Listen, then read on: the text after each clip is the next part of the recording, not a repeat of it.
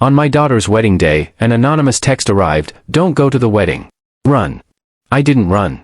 I stood at the jewelry counter holding a pair of diamond earrings I'd spent months selecting, and I felt the world tip sideways. I called the number and it rang and rang, no answer, until finally someone I hadn't heard from in years spoke my name and spoke a warning that changed everything. That message made me do something I'd never done before. I couldn't ignore what I learned next. Before we continue, please subscribe to the channel and let us know where you are listening in the comments. The diamonds glimmered under the jeweler's loupe like tiny cold suns.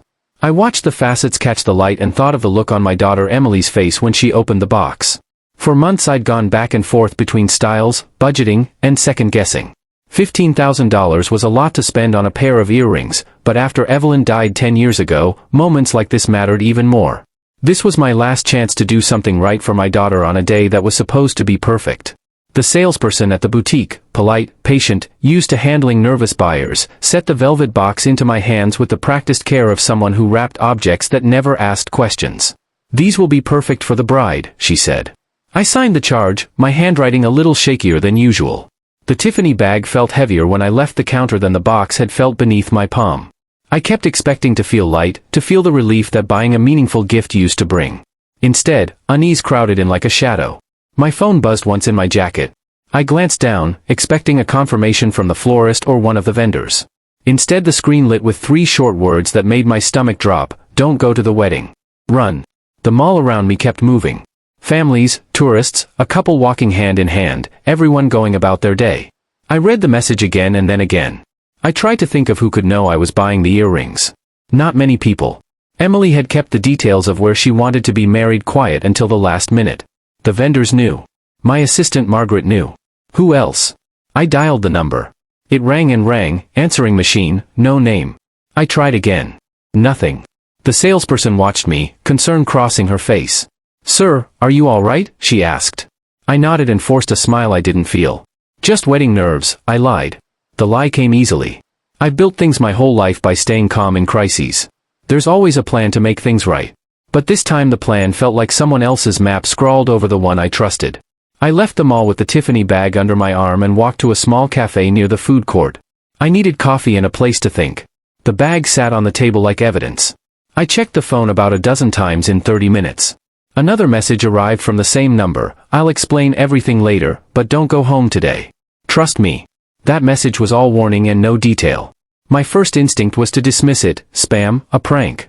My second instinct was to call Emily and wake her. If someone was threatening, she had a right to know.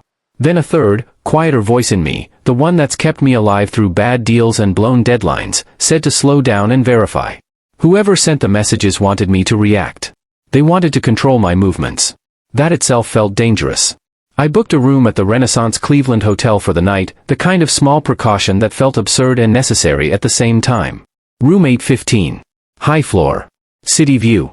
I told myself I would stay for a few hours, take a shower, sleep, and leave in the morning for the wedding as if nothing had happened. But I didn't sleep. My mind circled the message and the number like a dog circling a bone. It wasn't until nearly midnight that the phone finally rang. A voice I hadn't heard in years said my name, slow, careful, with an edge I remembered from older, tougher days. Marcus Hale. My former partner at Hayes Contracting, the one I'd split from after a messy settlement 8 years ago, the man who knew far too much about my business and far too little about my social life. He'd called anonymously, or so he said. He didn't explain why he'd texted me. He didn't tell me who had sent the messages. He told me to meet him the next morning at the footbridge by the playhouse, overlooking the Cuyahoga, at 10. Come alone. Bring whatever you'd take if you had to be away for a while. That sent a cold clarity through me. Marcus wasn't a dramatist. He was blunt, practical. If he was worried, I should be. Marcus and I had parted angry. He'd had a gambling problem and he'd drained cash from the company before I realized. We'd sued, we'd split, and we'd moved on. Still, he's the kind of man who keeps tabs. If he'd seen something, I needed to know what. I asked questions that night. Who overheard what? What did they say? Marcus answered in pieces. He'd been in the attorney's office for a meeting and overheard my daughter and her fiancé, Daniel Ross, talking about protective measures, about a legal setup if I showed signs of decline. Marcus had called me because he'd recognized the names on a paper on the lawyer's desk. He'd heard talk of a specialist doctor, an evaluation, asset transfer timing. He'd heard enough words to stitch together a plan, a guardianship route, a competency finding, a transfer of assets timed around a wedding and honeymoon. I lay awake until the small hours, drinking a scotch and writing notes into the margins of the receipt from the boutique. My business instincts, always tuned to the possibility of fraud, kicked in. If Marcus was right, this wasn't a simple family squabble. This was a plan to remove me from control of Hayes Contracting, to liquidate assets, to install people who would sign paperwork and take the company on terms that favored my daughter's fiancé, who Marcus called ambitious and dangerous when desperate. The word dangerous landed differently than panic. Panic scatters. Dangerous focuses the mind. At dawn I called Marcus back and he confirmed the meeting. He said he'd be on the footbridge at 10, wearing a gray cap. He asked me to bring anything important, passwords, keys, documents, if I could. I changed into a suit anyway, more to keep up appearances than for any idea that I would go on the defensive. But I packed a second bag in the hotel closet, a work duffel with deeds, key contracts, bank statements, and an external drive with copies of critical documents. I left the Tiffany bag tucked under the bed. It felt wrong to parade it but wrong to show I was rattled. The world expected certain rituals for a wedding. I'd keep most of them and change the rest. The bridge over the Cuyahoga was still wet from overnight drizzle. Marcus stood where he said he would, turning a paper cup of coffee in his hands while he watched the river. He was older, rougher, and when he saw me his expression folded into the familiar mix of regret and stubbornness I remembered from our earlier years together. "You came," he said without greeting. "You called," I replied. He didn't waste words. "You need to know what I heard. I'm not here to pry. I'm here because I hate to see a man get robbed slow and legal." Over the next hour he told me things I wish I'd never heard. He'd been in the law office, Charles Bennett's firm, picking up a document for someone else, and in the waiting room he'd overheard Emily and Daniel discussing timelines. "We move quickly after the honeymoon," Daniel said in Marcus's account. "There's a doctor who will confirm that your dad's memory is poor, Dr. Marcus Rowe. He's recommended by Stevens. With that evaluation in the record, the judge will approve guardianship. We file the transfer the following week." Marcus had written down names and details. He'd seen a printout of legal procedures, and one paragraph with my company's LLC details and asset lists. Marcus was blunt. "They plan to sell Hayes & Sons to a buyer who'll pay a fraction. You'll get a pittance. They'll shrug, say it's for your comfort." Hearing it like that, plain and procedural, made the threat feel organized and inevitable. But it also revealed hubris. They assumed I'd quietly step aside. They assumed I'd be incapable of fighting. They'd set dates, lined up a doctor, discussed buyers, and even talked about places I'd go during the transition, assisted living communities in Arizona mentioned casually as if that were part of the plan. When Marcus left I sat on a bench by the river with the city waking around me and thought of the wedding vows that would be spoken tomorrow. I imagined Emily radiant in her dress. Then I pictured legal papers, the signature of a doctor, the courtroom language that would call me incompetent. I pictured signatures on papers transferring what I'd spent 40 years building. The thought of losing what I'd built on someone else's timeline tightened my chest until I could barely breathe. The choice then was obvious. I could storm into the wedding and accuse people in front of guests. I could call the police and make a public spectacle. I could do nothing and hope for mercy. Or I could prepare, deliberately, legally, and precisely in the way I knew how. I had built structures to last. I'd learned to reinforce weak foundations. This was no different. Only now the foundation was family and trust. Today I would gather evidence. Today I would document. Today I would let them think I was vulnerable while I set a trap of my own. I called Charles Bennett's office, my lawyer, a man I'd known professionally for years, to schedule a consultation under the pretense of updating my will. I reached out quietly to an investigator I trusted, to discreetly pull background information on Daniel Ross and Dr. Rowe. I told Margaret to confirm a few last-minute guest additions, nothing more than casual invites. Each move was measured, deliberate. I would not act like a man panicked. I would act like a man preparing. Back in the hotel room that night I opened a fresh document on my laptop and wrote down a plan, document conversations, schedule audio, invite family, prepare witnesses, ensure the reception had professional audio. The nuts and bolts of a trap felt oddly similar to the logistics of framing a building.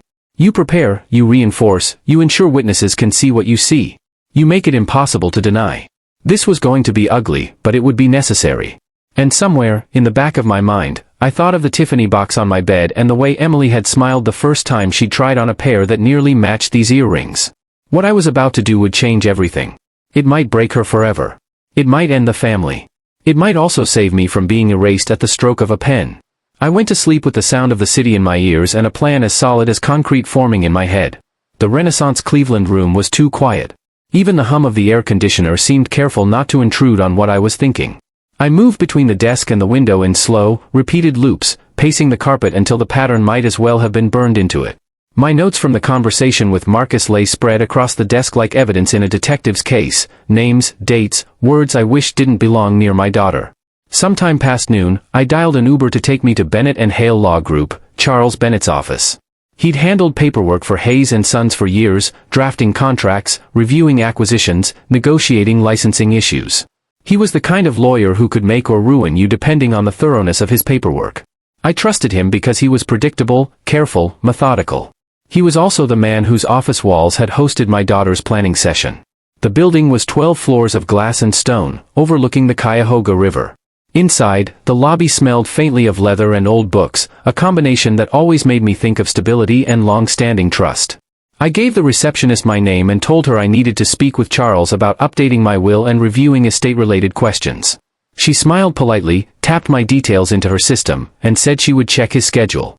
"Mr. Whitman," she said a moment later, "he can see you in 15 minutes. Charles Bennett greeted me at the door wearing a navy suit, his salt and pepper hair combed back with the precision of a man who never rushed through anything. "Eli, good to see you," he said with a warm handshake. "I wasn't expecting you. How's the wedding planning going? Big weekend for you." "It is," I said, forcing a smile. "And I wanted to get a few things in order before that. Estate documents, mostly." He nodded and motioned toward the leather chair opposite his desk. "Always smart to stay ahead of these things." I sat, pretending calm. He didn't know that I was studying every shelf, every folder, every expression, searching for signs of his involvement, or complicity. I didn't want to believe it, but the thought of him helping Emily do this felt like betrayal on a level I hadn't prepared for.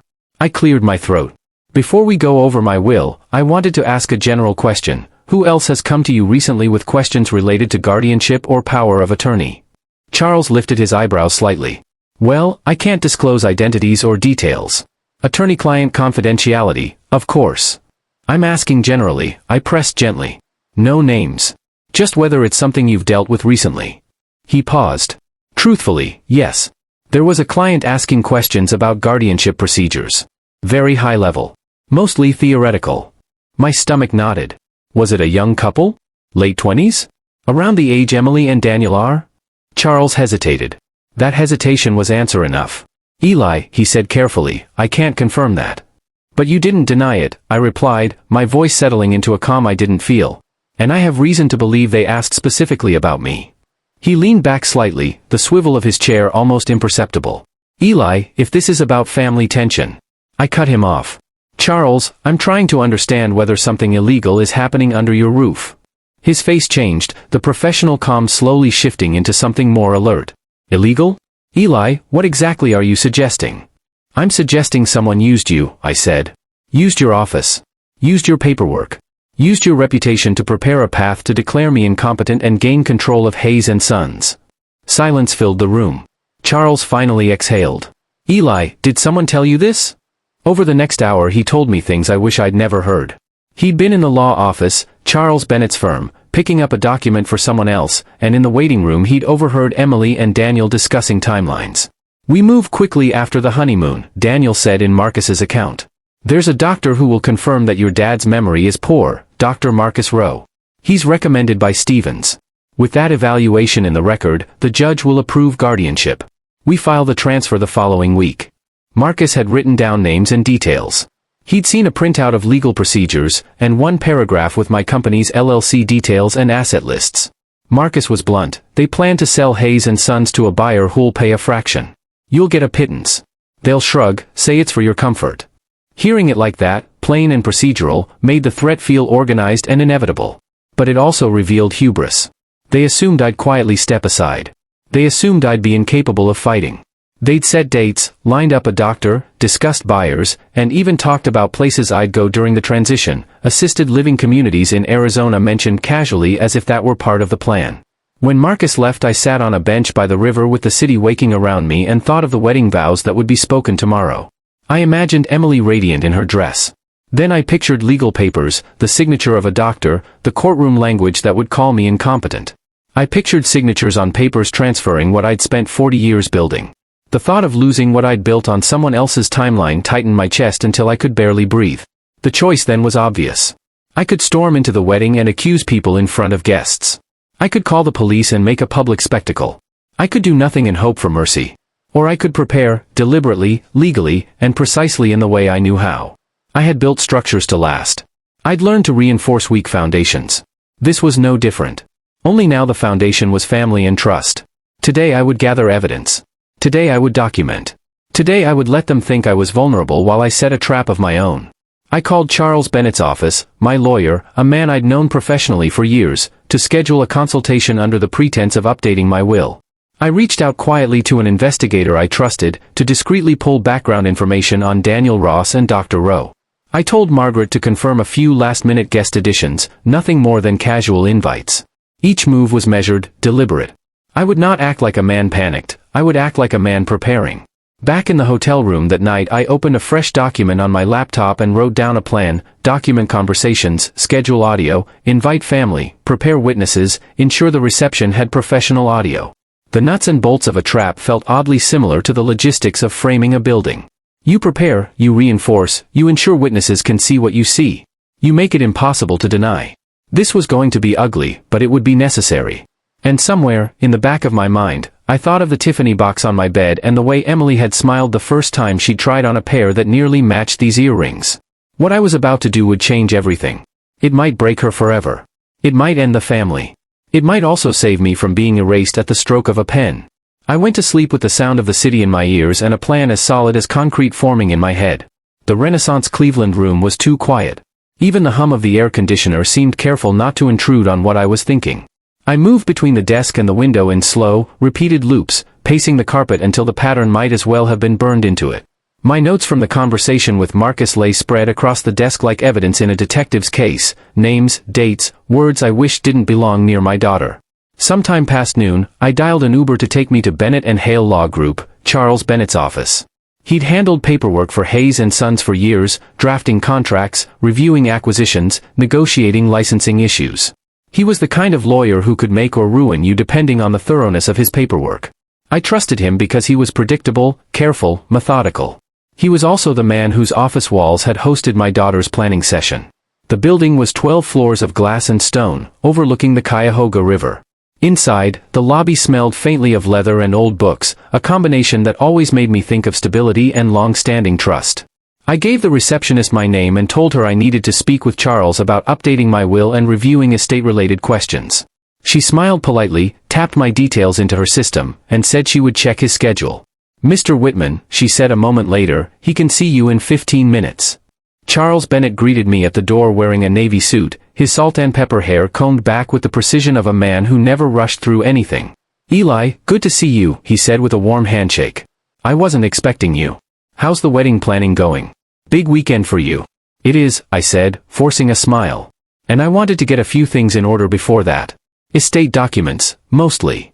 He nodded and motioned toward the leather chair opposite his desk. "Always smart to stay ahead of these things." I sat, pretending calm. He didn't know that I was studying every shelf, every folder, every expression, searching for signs of his involvement, or complicity. I didn't want to believe it, but the thought of him helping Emily do this felt like betrayal on a level I hadn't prepared for. I cleared my throat. "Before we go over my will, I wanted to ask a general question. Who else has come to you recently with questions related to guardianship or power of attorney?" Charles lifted his eyebrows slightly. "Well, I can't disclose identities or details.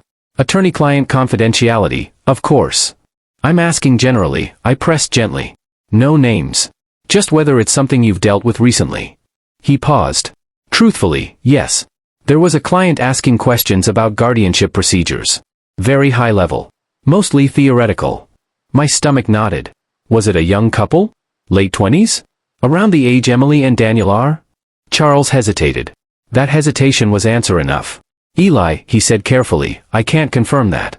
"But you didn't deny it," I replied, my voice settling into a calm I didn't feel. "And I have reason to believe they asked specifically about me." He leaned back slightly, the swivel of his chair almost imperceptible. "Eli, if this is about family tension." I cut him off. "Charles, I'm trying to understand whether something illegal is happening under your roof." His face changed, the professional calm slowly shifting into something more alert. Illegal? Eli, what exactly are you suggesting? I'm suggesting someone used you, I said. Used your office. Used your paperwork. Used your reputation to prepare a path to declare me incompetent and gain control of Hayes and Sons. Silence filled the room. Charles finally exhaled. Eli, did someone tell you this? 1. Proof of conspiracy. 2. Proof of intent. 3. Proof of attempted fraud. 4. Proof of coercion. 5. Evidence of accessing my home without permission. 6. Evidence of discussing liquidation. 7. Legal protection ahead of any filing. Next, I planned the sequence of events. A. Keep acting confused. This was essential. If they suspected I was aware of their plan, they'd accelerate. They might change tactics entirely. But if I leaned into their assumptions, acted forgetful, hesitant, overwhelmed, they would talk more freely. They would underestimate me. B. Gather evidence secretly. The recordings in my home were accidental, they didn't know I had seen them. That was an advantage. I could use my phone to record conversations. I could openly ask questions that would let them incriminate themselves. C. Build allies. Family members who trusted me would listen. Extended relatives who remembered how I handled past crises would believe me if I presented facts. People love drama, but they love justice more. D. The wedding. This wasn't just an event anymore. It was a courtroom with champagne. A stage with microphones. 200 witnesses. Professional audio equipment that would carry every word. The room became quiet as I refined every detail. Hours passed. The city outside moved into nighttime, headlights reflecting on office windows, pedestrians hurrying past the sidewalks. I didn't move until my stomach growled, a reminder I'd eaten almost nothing since the morning. I ordered room service, steak, vegetables, and black coffee, and returned to planning. The more I wrote, the more the lines of the plan sharpened. I had built Hayes and Sons by anticipating problems before they arrived. This was no different, except now the problem had my daughter's voice and handwriting. When the food arrived, I thanked the server and ate mechanically. My phone sat beside my plate. I stared at the screen as if willing it to ring again. It didn't. At 10 p.m., I opened the security footage again. I needed to watch it with calmer eyes, to make sure I hadn't exaggerated what I saw. The footage was worse the second time. Daniel tried my study door first. He looked over his shoulder once, not nervously, but confidently. Then Emily walked in behind him. She wasn't reluctant. She wasn't hesitant. She walked in as though she had every right to be there. He scanned my desk. Pulled open the drawer. Checked the top of the safe. He tried the code as if expecting it to open easily. Emily touched the back of his arm and said something I couldn't hear. Whatever it was made Daniel smirk. Then Emily moved to the bookshelf. She ran her finger along the spines, stopping at the folder where I kept my business records. She didn't open anything, but she paused long enough to commit the location to memory. When they left, she locked the door behind her. The same way someone does when they're not worried about being seen later. I closed the footage and shut off the browser. I didn't want to watch it again. I didn't want that version of Emily burned deeper into my mind than it already was. At 10:43, my phone buzzed. My pulse jumped. Another message from the same unknown number. Don't confront them yet. They're desperate. They'll slip. I stared at the text. Short. Direct. Someone was watching. Someone knew more than I did. I typed back for the first time. Who are you? No response. After several minutes of staring at a silent phone, I put it face down. I lay in bed but didn't sleep. My thoughts moved through every conversation with Emily from the last 4 years. Every time she told me I seemed tired. Every time she asked whether I'd thought about slowing down. Every time Daniel complimented my company but followed with a question about structure, insurance, assets. They had been building a narrative. And I had been letting them. Sometime near midnight, exhaustion finally took over. I slept with the Tiffany box still on the desk and the envelope of evidence beneath it. When I woke the next morning, the wedding day, the room was washed in early light. The clarity I'd gained yesterday had crystallized into something steely. I showered, shaved, dressed in a charcoal suit, and packed my bag. Before checking out, I sent a message to Margaret. Cancel all appointments until further notice. Do not share any details about me with anyone unless I explicitly ask. She responded immediately. Of course, Mr. Whitman. Is everything normal? Far from it. But I replied. Just taking precautions. The drive home was 15 minutes, though it felt like crossing a battlefield. My neighborhood looked the same, quiet, orderly, familiar. But I paused at the curb before pulling into my driveway. What if they were inside again? What if Daniel had returned? What if Emily was waiting? I scanned the windows. They looked normal. No shadows, no movement. But that didn't mean anything. My instincts were sharp. I trusted them. I unlocked the front door quietly and stepped inside. Silence. The house smelled like wood polish and lavender, the same smell Emily had liked since she was a child. The living room was untouched. The study door was closed. The kitchen was spotless. But something was off. The dining table had 2 chairs pulled out.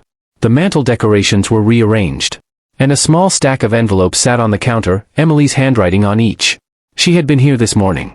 A fresh wave of dread washed through me, but I forced myself to breathe. I picked up the top envelope. Dad, rehearsal starts at 4. We can go together. Daniel will drive. Please don't forget your speech notes. Love you. Emily. I read it 3 times. Love you.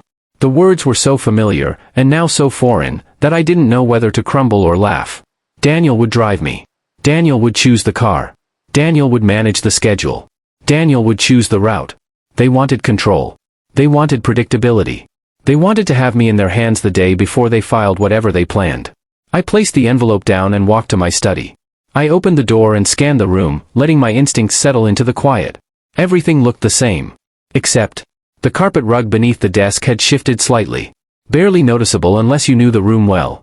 Unless you knew the rug never shifted at all unless someone stood on it. Daniel had. My hand tightened on the doorknob. I snapped a photo, then another. Documentation mattered. After checking every drawer and cabinet, I stepped back and closed the study door. Then I sat in the living room chair and stared at the Tiffany bag on the coffee table. The earrings that were supposed to be a symbol of love and pride now felt like props in a story twisted by betrayal. At 3:15 p.m., Emily called. I answered on the 3rd ring, making my voice soft, unsure. Hello? Dad. Where have you been? I called twice earlier. Sorry, sweetheart, I said, adding a faint tremor. I must have forgotten. She didn't hesitate, she went straight into rehearsed sympathy. It's all right, Dad. Big weekend. We'll come get you in 15 minutes. Daniel is driving. Perfect. Okay, I said. Thank you. We love you, she added. I know. When the call ended, I opened my voice recorder app and slipped the phone into the inside pocket of my suit jacket. Let them talk. Let them say everything. Let them get comfortable. Tonight was the rehearsal. Tomorrow was the wedding. And by tomorrow night, the truth would belong to everyone. Daniel's black Chevy Traverse pulled into my driveway at exactly 3:33 p.m. He was punctual in the way people are when they want control over a schedule, tight, precise, watching the clock as though timing itself was part of the plan. Emily hopped out first. Her hair was curled loosely, her dress pressed perfectly. She looked like the picture of a daughter preparing for her wedding rehearsal, radiant, excited, full of anticipation. But now, after everything I'd seen, that image felt like something painted over a wall hiding cracks beneath. Dad. She wrapped her arms around me, her perfume familiar, floral, almost sickening now. You look so handsome. Did you eat? Did you sleep okay? I forced a gentle smile, the kind a tired father might give. I think so, I answered quietly. It's all a little fuzzy. Daniel stepped forward, keys in hand, pretending casual charm. Big days do that to people, he said. We've all got a lot on our minds, don't we? I caught the subtle emphasis. We've all got a lot on our minds. I nodded faintly. Yes. A lot. The recorder in my suit pocket was already running. Daniel opened the back door of the SUV for me. I figured you'd be more comfortable in the back. You can relax on the drive. Of course he wanted me in the back. The powerless seat. The controlled seat. The seat where I couldn't watch his hands or see his expressions easily. I climbed in slowly, making my movements appear stiff, a little unsteady. Let him think I was declining. Let him think the setup was working. Once inside, I buckled my seatbelt while Emily and Daniel got in. As the car rolled down the street, I kept my gaze soft, unfocused, the way an aging man might look if he had been tired or confused. Emily turned in her seat. Dad, we really want you to enjoy today, she said sweetly. You've done so much for us. You deserve to relax. Relax. Another word they like to use around me lately. I appreciate that, I murmured. Daniel drove smoothly, hands steady on the wheel. He glanced at me through the rearview mirror. Hey, Eli, do you remember what time the rehearsal starts? I knew exactly what time it started. 4 p.m. sharp. But I pretended to think, squinting slightly. I'm not sure. Emily told me, but I may have forgotten. Daniel and Emily exchanged a quick glance. Not pity, satisfaction. Emily reached back and squeezed my knee gently. Don't worry, Dad. That's why we're here. We'll handle everything from now on. I nodded, keeping my face slack, my eyes soft. Every word they said was evidence. Every tone, every correction, every patronizing remark. The recorder caught it all. As we neared the rehearsal venue, a restored church hall in downtown Cleveland, I felt a strange tightening in my chest. Not fear. Not anger. Something heavier. Something like grief. This was supposed to be one of the happiest moments between a father and daughter. Instead, it was a prelude to war. Daniel parked and turned off the engine. "We'll walk in together," he said with that artificial warmth he used on people he thought he could manipulate. "It's good for the guests to see the family united." The family united. The words nearly turned my stomach. Inside the hall, guests were milling around, taking photos, hugging, laughing. The air smelled like pastries, perfume, and candle wax. Emily floated across the room greeting people, laughing brightly, while Daniel shook hands and made small talk. I watched them from a corner chair, drinking water slowly. My posture slumped, my expression distant. Anyone who saw me would think I was overwhelmed by the emotions of the day. No one would guess I was cataloging every detail, every slip of voice, every nod between them. Emily's friend, Hannah, walked over and hugged me. "Mr. Whitman, you must be so proud," she said warmly. "I am," I replied quietly. "Very." She didn't notice that my eyes drifted to Emily and Daniel, watching whether they noticed me talking to anyone. They didn't. They were deep in a conversation near the refreshment table. Hannah leaned closer. She looked so happy. Daniel is going to be good for her. I forced a nod and a smile I didn't feel. If only she knew. The rehearsal proceeded mechanically. The bridal party lined up, the officiant explained the order, the photographer snapped casual practice shots. I stayed quiet, following instructions slowly, pausing often as if my mind needed extra time to process each step. Emily noticed. So did Daniel. Good. The more they believed their own narrative, the more they'd reveal. Between run-throughs, Daniel approached me with 2 glasses of water. "Hydrate, Eli," he said kindly. "It helps with the clarity. You've seemed a little off lately. We just want you feeling your best."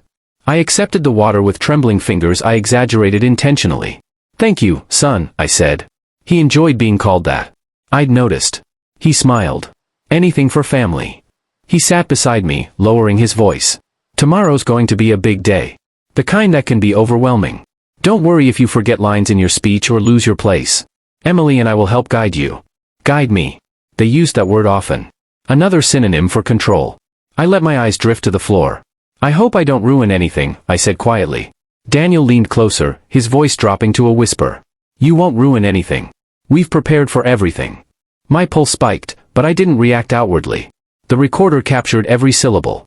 Emily rejoined us then, her smile bright and rehearsed. "Dad, everyone's asking about you. Come take pictures with us." "Pictures?" I blinked slowly. "Now?" "Yes, Dad," she said gently. "It's okay. I'll help you." She offered her arm and I took it, letting her guide me across the room. Camera flashes lit up the space. Emily beamed. Daniel stood proudly beside her. I smiled faintly, just enough to fit the image of an aging father supported by his loving daughter. Internally, I recited the list again. Evidence. Documentation. Witnesses. Timing. Execution. When the photos ended, the coordinator gave final instructions for the next day. The way Emily held my arm throughout the conversation, light, guiding, subtle, told me she wanted guests to see her as the responsible daughter. Let her play the part. It would make what came next even more undeniable. As the rehearsal wrapped up, she kissed my cheek. "Dad, go home and rest. Tomorrow is going to be perfect." Perfect. Not for the reasons she thought. Outside, Daniel opened the car door for me again. "We've got the whole morning planned," he said lightly. "Haircut for the groomsmen, final checks at the venue, and then we'll pick you up around noon." I pretended to frown. "Do I need to be at the venue early?" "Not too early," Daniel said. "Just trust us. We'll keep the schedule simple." I let my voice soften. "Okay." They drove me home in silence for a few minutes before Emily turned and asked, "Dad, did you bring your speech notes with you today?" "No," I said. "I forgot." Emily glanced at Daniel, who smirked. "That's okay," she said brightly. "There's still time tomorrow. Just don't worry if it's short. People won't mind." Her tone was light, but her eyes were measuring. Back in the driveway, Daniel helped me out of the car. "Try to relax tonight," he said. "We'll take it from here." I nodded again. "Thank you, Daniel."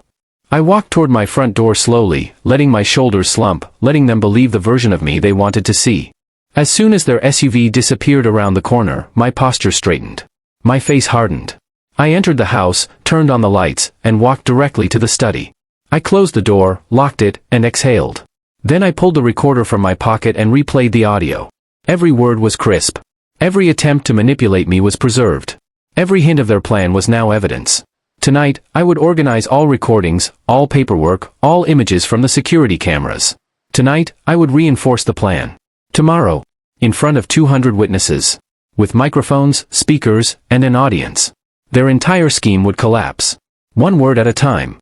One fact at a time. One truth at a time. And I would make certain no one ever questioned my competency again. Sleep never came. I lay on my back staring at the ceiling of my Cleveland suburb home, the shadows on the walls shifting with every passing car outside. My mind wasn't racing, it was strategically moving, piece by piece, like an architect reviewing blueprints before the final pour of concrete. Every document laid on the desk. Every recording clipped, labeled, and backed up on 2 encrypted drives. Every witness angle considered. Every contingency accounted for. Emily and Daniel thought they were orchestrating my downfall. They thought tomorrow's wedding would be my episode, my public unraveling, the perfect scene to justify their guardianship petition. But they had no idea that I was preparing the most detailed, airtight counterattack of my life. By 5:40 a.m., I was showered, shaved, dressed in my navy suit, and sitting on the edge of my bed with a cup of black coffee cooling in my hands. The house looked different this morning. Not empty. Not lonely. Not sentimental. Purposeful. Like a battlefield before the first shot is fired, quiet, still, waiting. At exactly 6:05 a.m., a text buzzed. Daniel. We'll pick you up at noon. Try to rest. I smiled humorlessly. Rest. Not likely. I spent the next 4 hours finalizing the last pieces of evidence. The audio recording from the dinner, from the living room whispers, and from yesterday's rehearsal car ride. Each clip was aligned in chronological order, accompanied by printed transcripts and highlighted timestamps. At 10:30, I called my bank and confirmed a hold on all business accounts. No transactions allowed without in-person verification. At 10:50, I called my attorney, my new one, also a specialist in elder fraud and asset protection. Yes, Mr. Whitman? Attorney Glenn Barrett answered smoothly. We're on schedule, I said. Everything happens tonight. And the witnesses? A full room. 200 of them. And the audio? Loud enough to reach Lake Erie. He chuckled lightly. Perfect. Call me if there's any attempt to intervene before the reveal. I'll be on standby. I hung up. At 11:45, Emily texted again. Emily. Dad, we're heading out now. Love you. Big day. Big day indeed. At 11:58, I stood in front of the mirror adjusting my tie. The man looking back at me didn't look frail. He didn't look confused. He looked like the founder of a multi-state construction infrastructure company. He looked like someone who'd built himself from nothing. He looked like someone who had been underestimated for far too long. The sound of a car pulling into my driveway broke the silence. I walked downstairs slowly, deliberate in my movements. Through the window, I saw Emily stepping out of the SUV again, waving brightly as Daniel walked around to open the back door. I opened the front door before they could knock. Dad. Emily wrapped her arms around me. Are you excited? Her eyes searched mine for signs of weakness, disorientation, dependency. I gave her exactly what she hoped to see. I just hope I remember everything, I murmured. Her relief was immediate. So was Daniel's. Don't worry, Eli, he said, guiding me down the step. We'll keep things simple. Simple. The word was practically a confession. Inside the SUV, we drove toward the Riverview Grand, the wedding venue overlooking the lower Cuyahoga River. The sky was pale blue, the city hum softened by weekend calm, and clusters of friends and family were already arriving as we pulled up. A valet opened my door. I stepped out slowly, leaning on the car door for balance I didn't actually need. Emily rushed to my side, looping her arm through mine. Dad, be careful, she whispered loudly, projecting concern for any watching eyes. I let her hold my arm. If she wanted witnesses, I'd give her witnesses. Inside the venue, everything shimmered with elegant detail, white drapery, gold accents, candlelit centerpieces, floral towers lining the aisle. Riverview's giant windows cast soft light across the polished floors. Emily moved through the room greeting people, introducing Daniel's siblings to my cousins, receiving compliments on her dress, her hair, the decorations. Meanwhile, Daniel guided me to a seat near the head table. You can rest here. Stay out of the way while we finish setup, he said kindly, but with that underlying tone, the tone people use when they're dealing with someone they believe is incapable. I nodded faintly. No one paid attention to me. Not really. A man sitting quietly in the corner, looking slightly overwhelmed, slightly foggy. Perfect camouflage.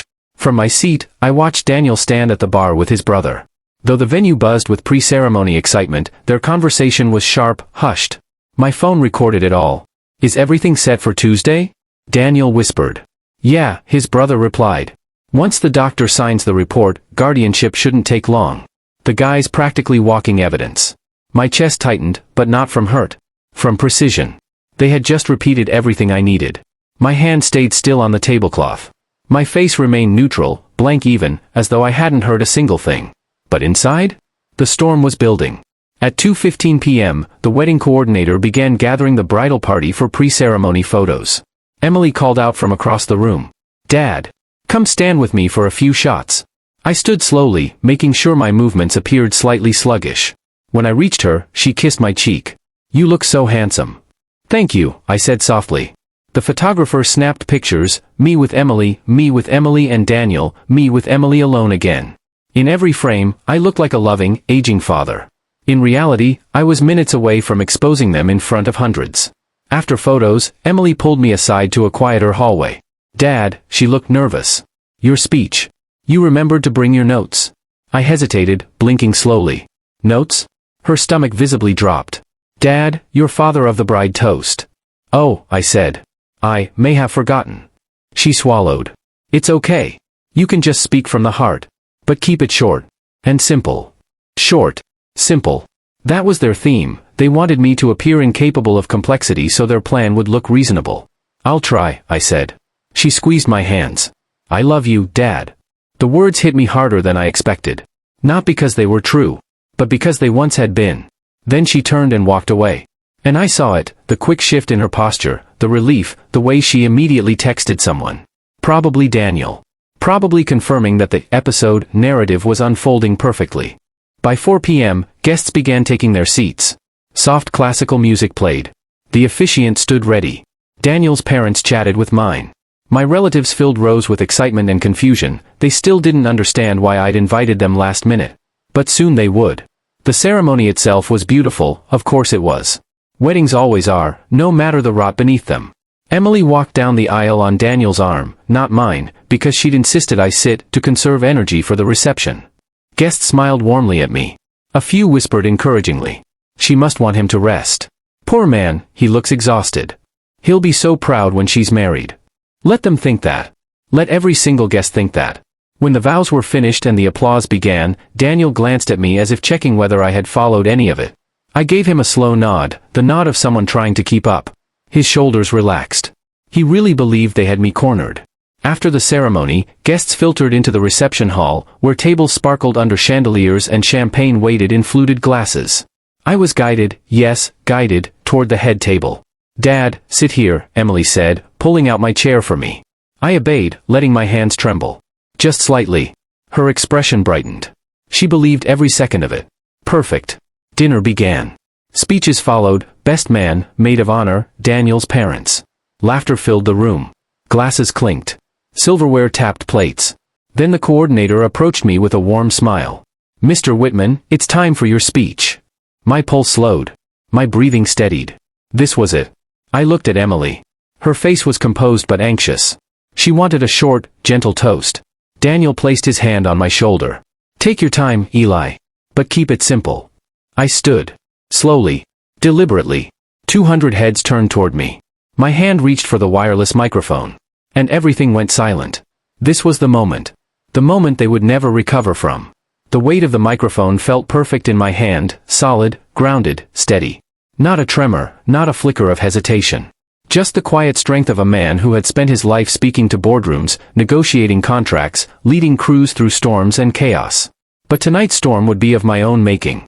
I stepped toward the center of the stage, and when I turned to face the sea of faces, family, friends, colleagues, a wall of unsuspecting witnesses, I felt something settle inside my chest.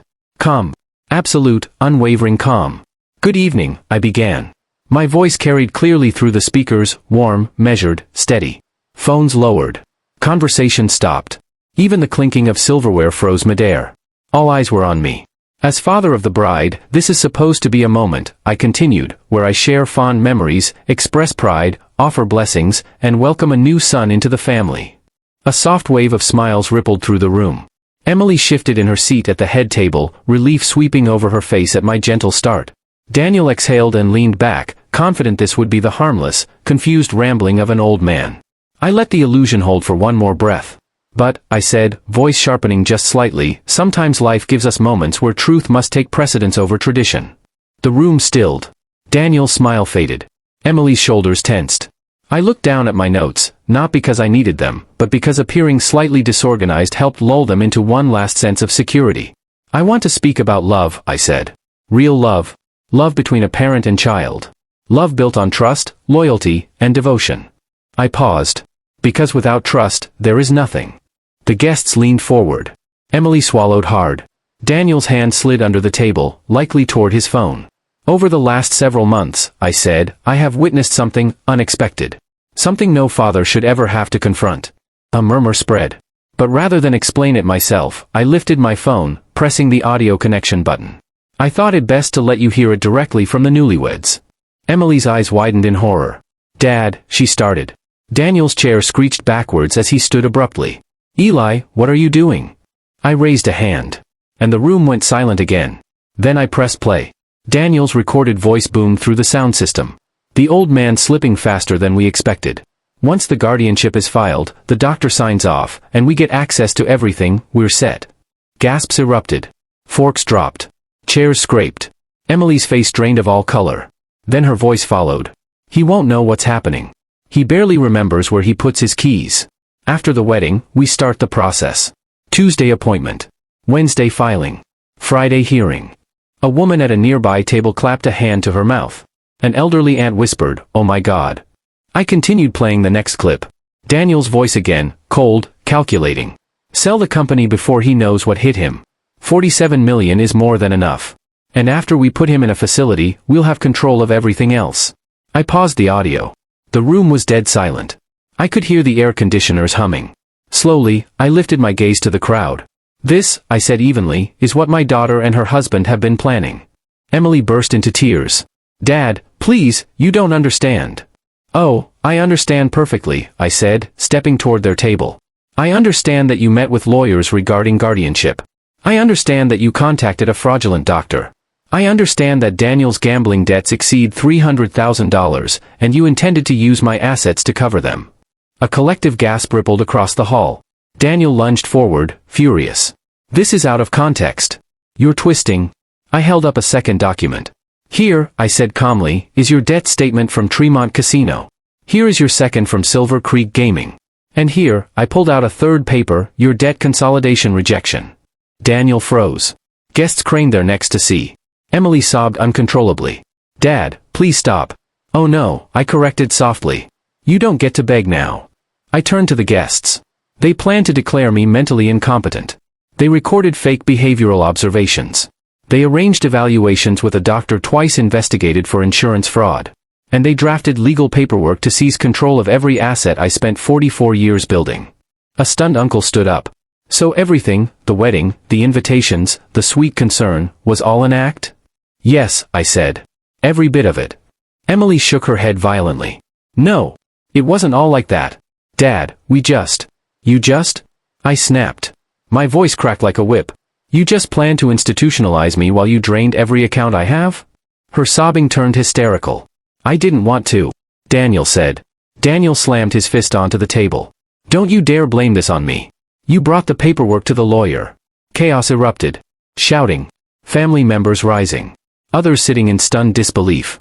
The photographer had stopped shooting long ago, camera hanging useless at his side. I raised my hand again. The room stilled. I invited every one of you here tonight, I said, not to celebrate a marriage, but to witness the truth.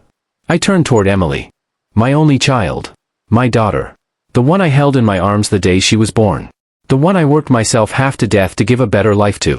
Tears blurred her makeup, dripping onto the tablecloth. You took that love, I said quietly, and tried to weaponize it against me.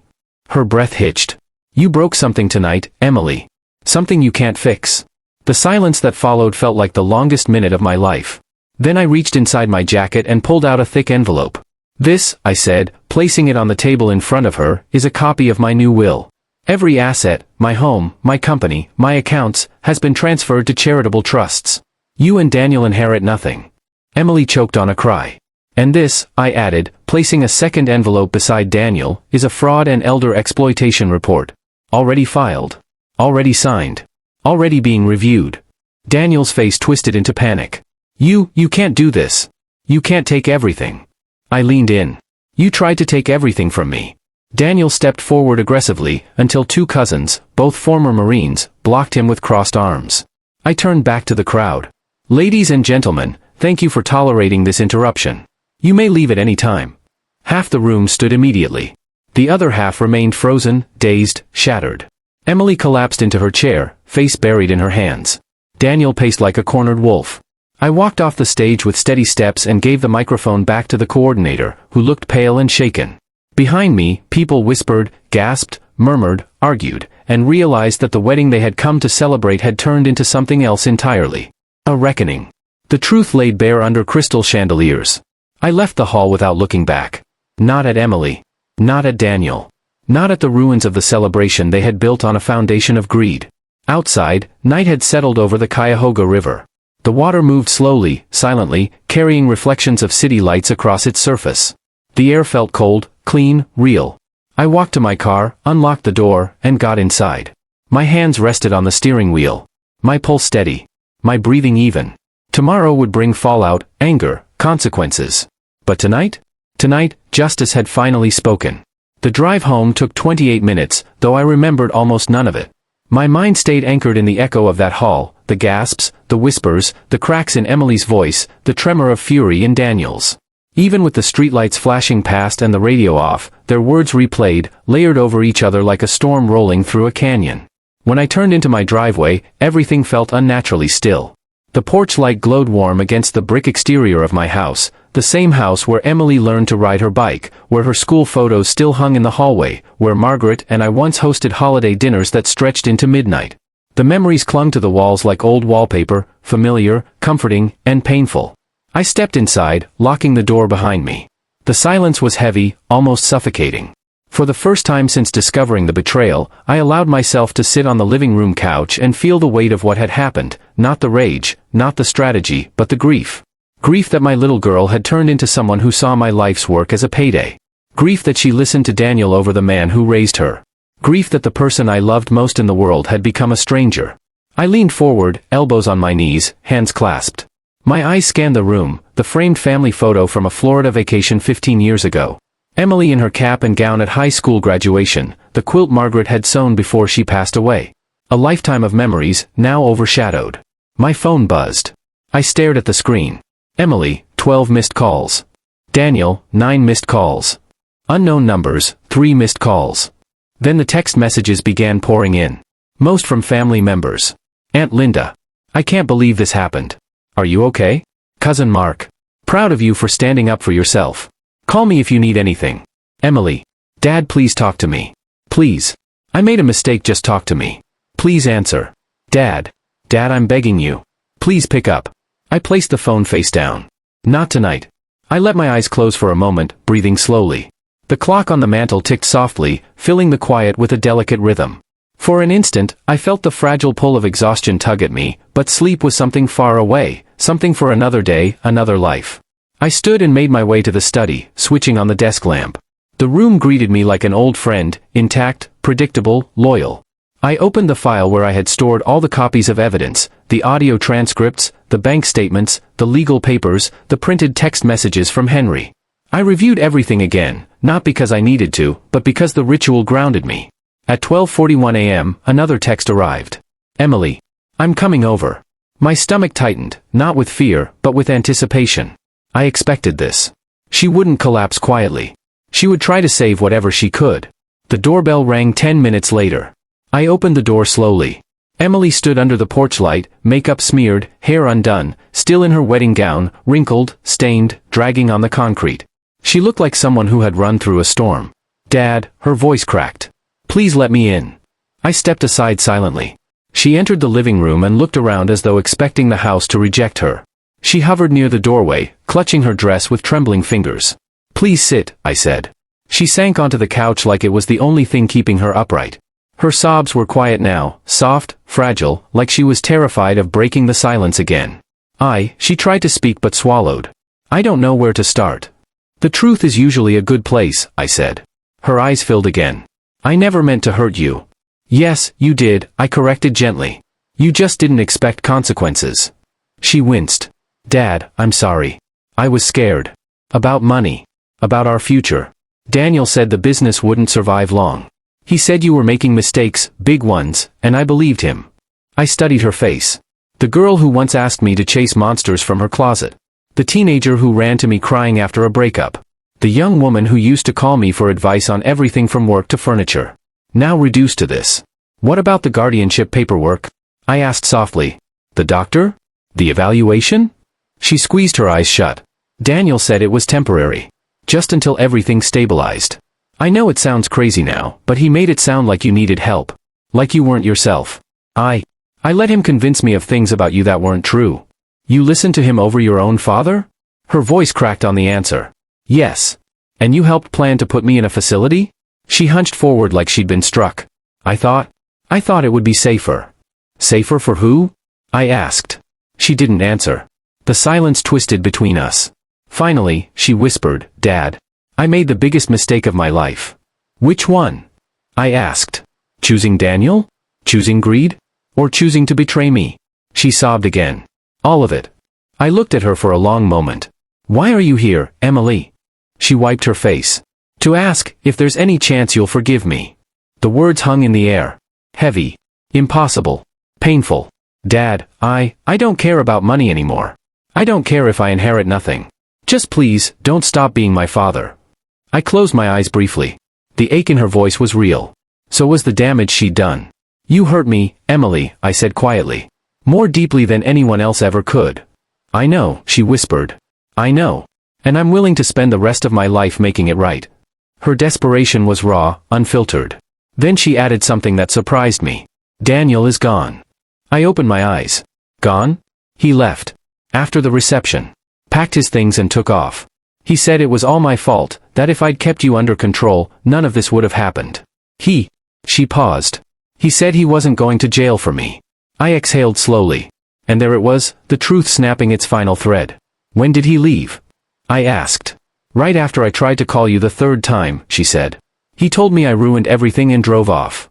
Somewhere inside me, something eased, not enough to heal, but enough to breathe. Dad?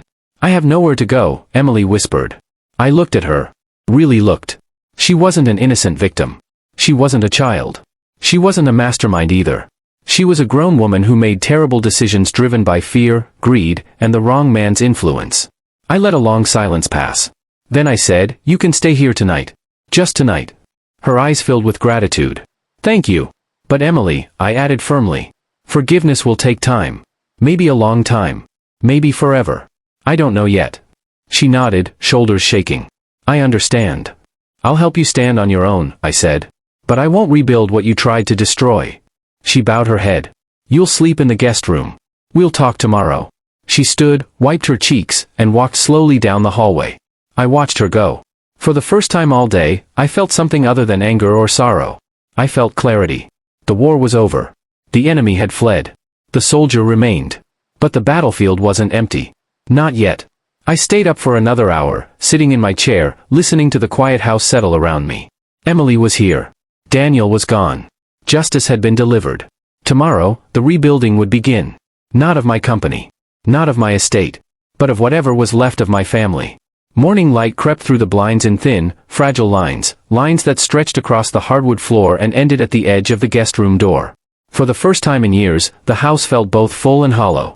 Emily was still asleep in the guest room, her soft breathing barely audible through the quiet hallway.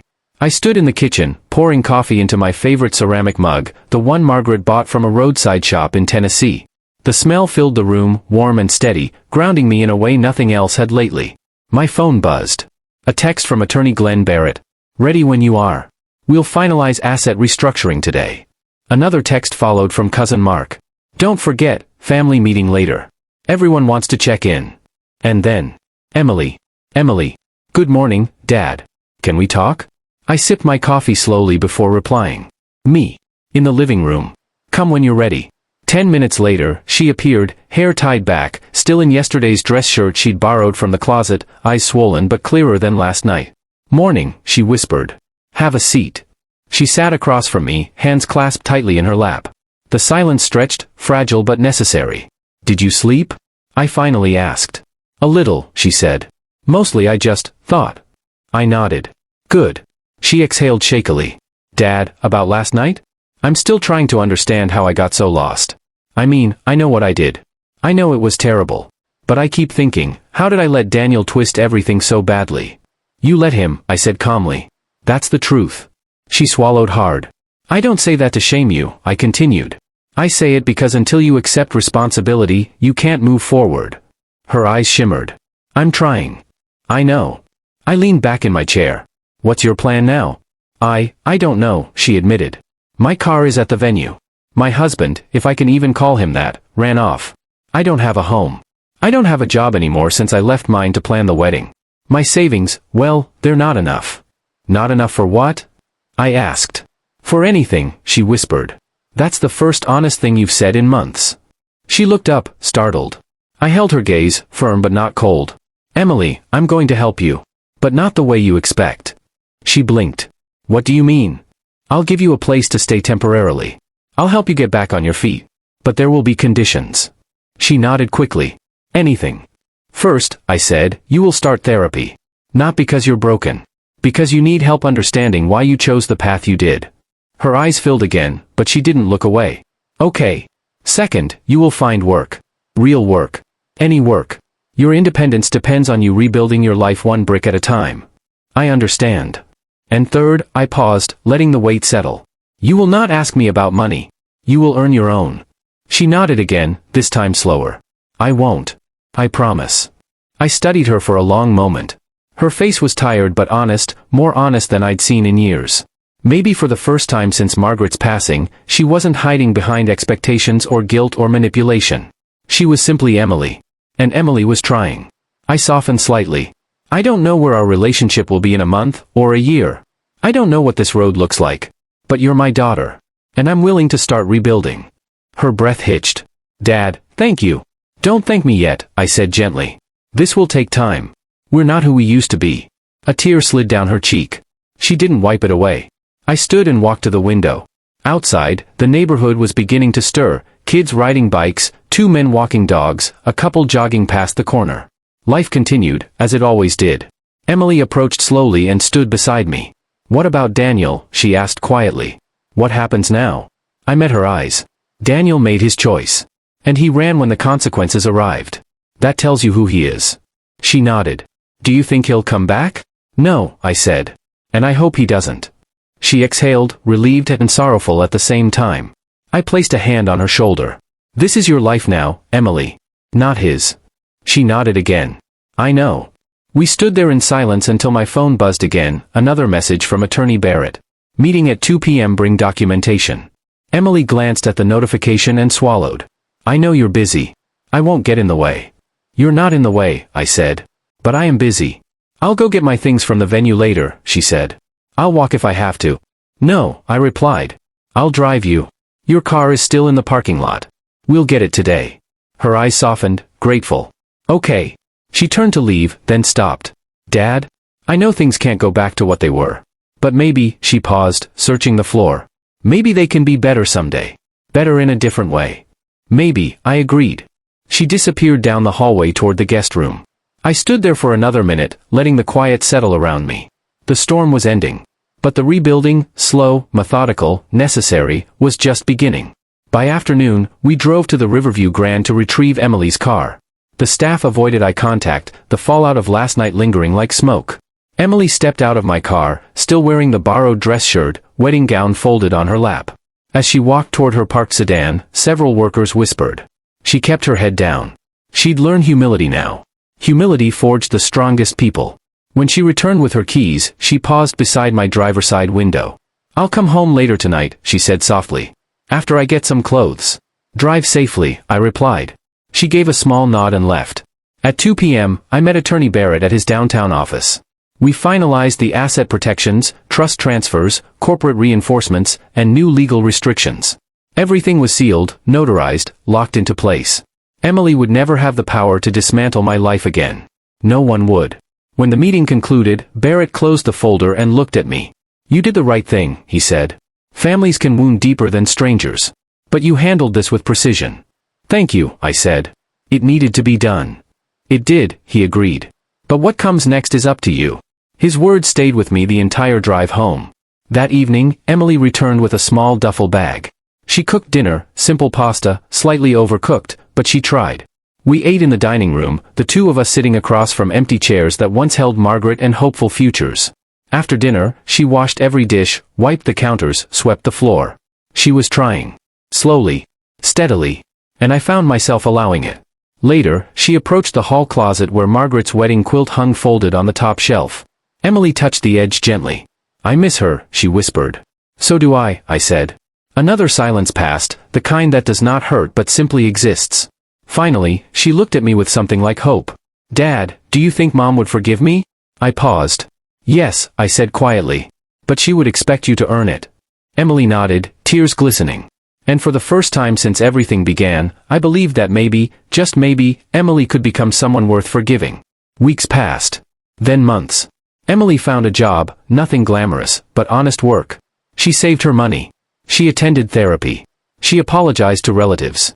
She avoided Daniel's calls, texts, and desperate attempts to drag her back into chaos. She rebuilt herself. Brick by brick. Day by day. And I rebuilt something too, not trust, not fully. But a space where trust could possibly grow again someday. Maybe. But one thing never changed. I never regretted exposing the truth.